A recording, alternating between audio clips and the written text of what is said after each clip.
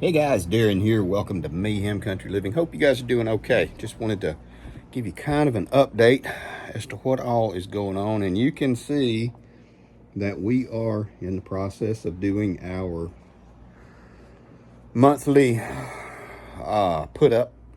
Of course, I'm behind. Normally I do this usually the first week of the month, but with everything going on with Samantha, this kind of got put on the wayside. And you will notice that we have dug into our preps a pretty good bit while everything was happening, during the hospital stay and everything. Yet another fantastic reason to have a deep pantry, because you can pull from it. It's like having money in the bank. That's one thing I always preach about and everything, having as deep a pantry as you can afford and as you have the space for. Now, we always miss something. The way it is. I'll show you. Spin you around, show you these. These are ones that did not get rotated and used. We don't use canned carrots that much. And when we do, we usually just buy them and pressure can them ourselves in mason jars. But I did buy those 5 years ago, and we just didn't get around to using them. But they don't worry, they will not go to waste. These are going to the chickens. Already opened up one can to try to make some beef stew, and they're soft, edible, but soft. So we're not going to do it, and the chickens will love it. There's also a few other things that we have to keep going through and cycling through, but way it is with everything that's been happening. Again, for any of you who have watched us do this over the past, here at this location, the past 5 years, you take everything, rotate through, write everything on the bottom where it's large and easy to see for old eyes. Like this, for example, June 2027. This is an easy meal.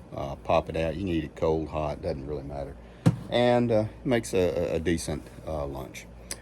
But we're going through all this stuff, writing the dates in. We have done a few more purchases. I've already bagged up all the beans and everything.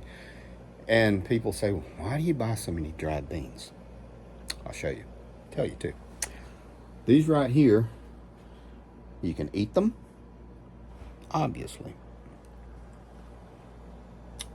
You can boil them in water as they soften up, and you can have a fantastic meal. Protein, mix it with the rice and makes complete protein, all that good stuff. And we have, probably, 150 pounds of rice.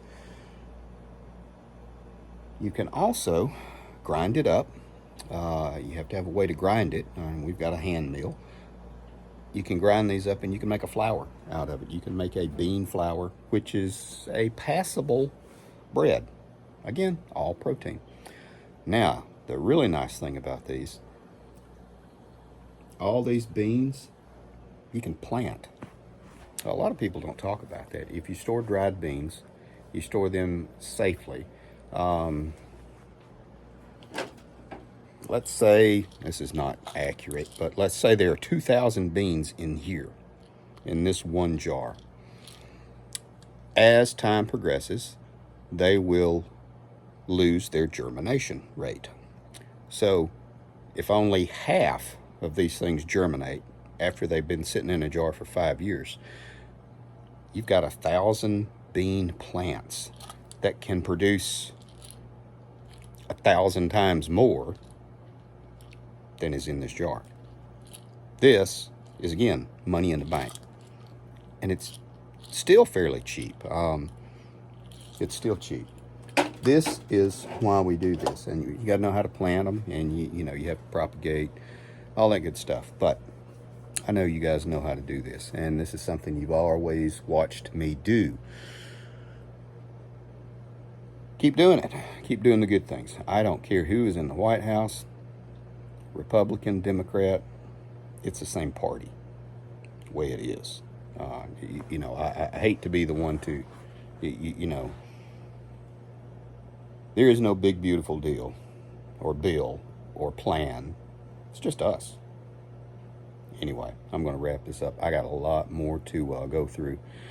And take care of you guys. Take care of your people. See ya.